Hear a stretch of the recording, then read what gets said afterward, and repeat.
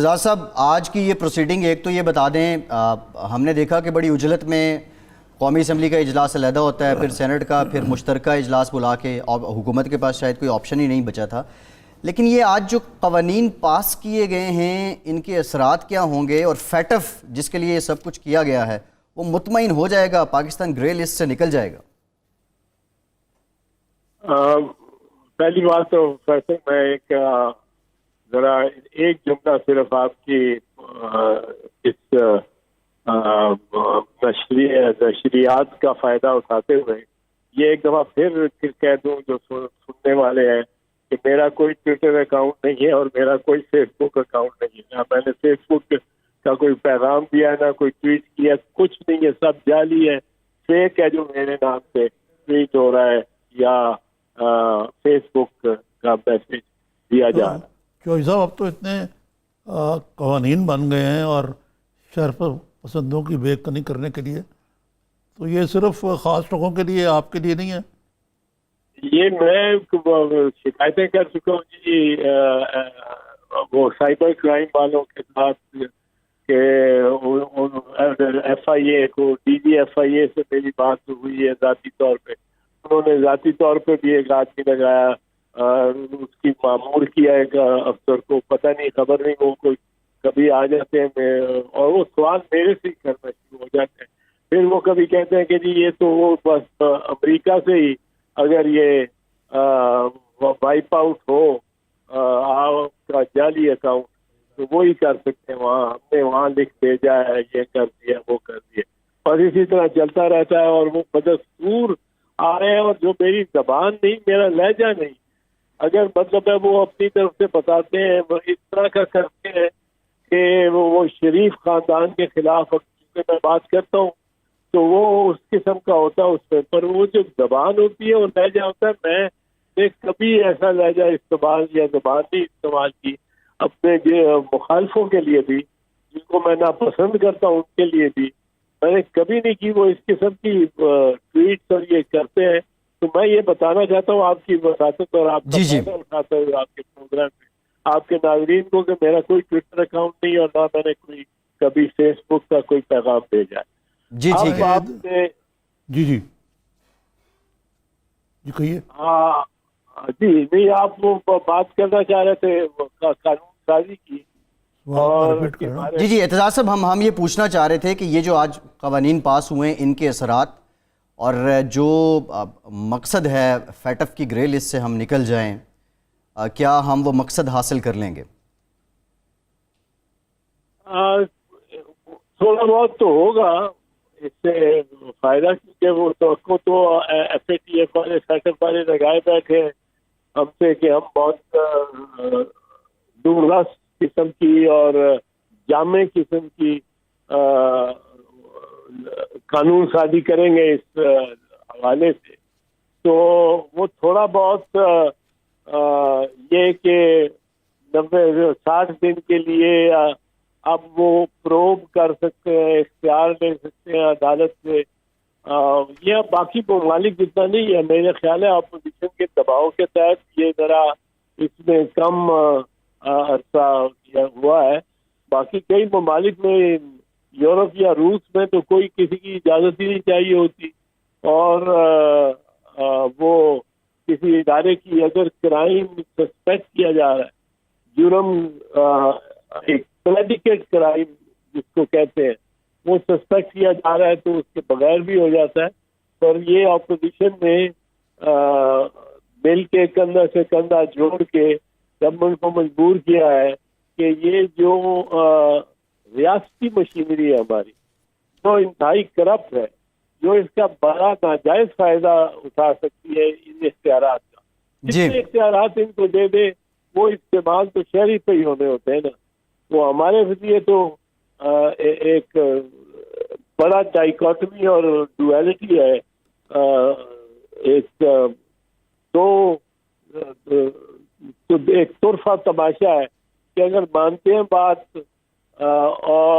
FATF کی ساری، تو ہم اپنی بیوروکریسی اور پولیس کو اور ایجنسیز کو اتنا امپاور کر رہے ہوتے ہیں کہ وہ اب سارا ناجائز ہم پہ، ہمارے شہریوں پہ استعمال ہوگا. اگر نہیں مانتے یا تو وہ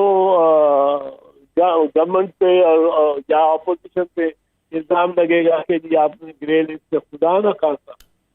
خواستہ سیاہ لسٹ پہ کروا دیا ملک کو، کیونکہ سیاہ لسٹ کے تو بہت برے اثرات آپ کی ایج پہ، آپ کی پیٹ پہ، آپ کی معیشت پہ، ہر لحاظ سے آپ پہ بہت پابندیاں، آپ ایک اچھوت بن جاتے جی ہیں، پرایا جوہر صاحب، جی یہ تو آپ نے درست فرمایا، لیکن 100 کتنے ووٹ ملے حق میں؟ 200 ووٹ حق میں ہیں اور 190 ووٹ مخالفت میں۔ ڈفرنس بڑا کم ہے جی، اس سے لگتا ہے کہ اگر کسی دن حکومت کا سنگھاسن ڈولا تو معاملات الٹ بھی ہو سکتے ہیں۔ دوسرا یہ ہے کہ کیا بہتر نہ ہوتا کہ اتنی کلیدی اہمیت کے دورس اس کے اثرات ہوں گے، یہ کنسنسس سے منظور کر لیا جاتا، اپوزیشن کو اکوموڈیٹ کر لیا جاتا، اور جس طرح رضا ربانی صاحب کے خدشات ہیں، دراصل حکومت اور اپوزیشن کے درمیان جو اعتماد کا فقدان ہے کہ یہ بالآخر جیسے اور چیزیں میاں نواز شریف کے جو ترمیم لایا وہ اسلام کے نام پہ وہ مخالفین کے خلاف استعمال ہوئی، اینٹی ٹیررزم کے لاء آج تک اپوزیشن کے خلاف استعمال ہو رہے ہیں، تو یہ خدشہ تو جائز تھا رضا ربانی صاحب کا، لیکن میرا خیال ہے کوئی سیریس کوشش نہیں کی گئی اپوزیشن کو آن بورڈ لینے کی۔ یہ اس حکومت کی کوئی یہ نیت ہی نہیں رکھتی کوئی کہ وہ اپوزیشن کو ان باتوں میں آن بورڈ لیں یا کسی بھی۔ میرا خیال ہے عمران خان صاحب کچھ اس گروو میں ایک گیل ہوتی ہے یہ جو بیل گاڑیاں ہوتی ہیں، یہ ایک گزرتی ہے، پھر دوسری اسی کے پہ گزرتی ہے، پھر تیسری اسی کے پہیوں کے نشان پہ گزرتی ہے، وہ گیل پڑ جاتی ہے۔ گیل ایسی پڑ جاتی ہے کہ اگر بیل گاڑی جا رہی ہو اور وہ گہری دونوں طرف نشان بن گئے ہیں ان کے اس بیل گاڑیوں کے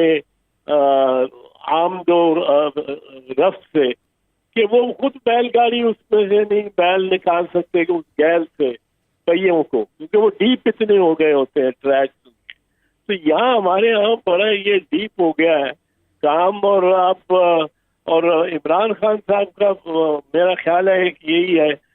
ذہن پہ ان پہ، اور کہ وہ اکاؤنٹیبلٹی سے بچنا چاہتی ہے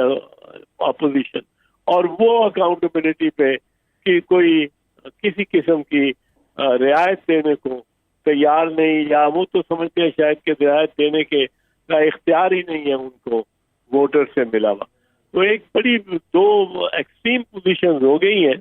اس میں۔ پہلی جی والے سمجھ جائیں کہ ہمیں بڑی دشواریوں سے اتنا بھی ہم نے نکالا ہے اس ارتھمیٹک اس ریاضی سے 190 اور 200 کی، یہ بڑا نیرو سا مارجن ہے، اور صرف دو یہ ہے کہ حکومت پارلیمنٹ کے مشترکہ اجلاس میں ڈیفیٹ کھا کے نہیں گرتی، حکومت قومی اسمبلی میں اگر کسی اس کو شکست ہو جائے تو پھر حکومت کے رہنے کا کوئی جواز نہیں ہوتا۔ جی ٹھیک ہے اعتزاز صاحب، لاسٹ کویسچن بریفلی آنسر کیجیے گا۔ آپ نے مس یوز آف لا کی بات کی ہے، آپ نے کہا مشینری بھی کرپٹ ہے، کیا کوئی ایسا بھی طریقہ آ سکتا ہے کہ اگر قانون کو جو مس یوز کرے اس کا بھی احتساب ہو، اس سے بھی پوچھا جائے؟ قانون کو جو استعمال کرتا ہے غلط انداز سے ہے تو غیر قانونی کام، اس کی تو سزا ہر لحاظ سے ہوتی ہے، پر ہمارے ہاں جو قانون نافذ کرنے والے ادارے ہیں ان کو کوئی سزا نہیں ہوتی۔ وہ اب آپ دیکھیں وہ ساہیوال کے بچوں کا، جو ساہیوال میں بچے ماں باپ کو مارا گیا، اور وہ بچے اب کوئی اس کا کوئی پوچھ رہا ہے، کسی کو یاد ہے وہ بچے، وہ اتنے موونگ امیجز تھے۔ ہماری سوشل میموری بھی کچھ کم ہو گئی ہے۔ جی بالکل ٹھیک۔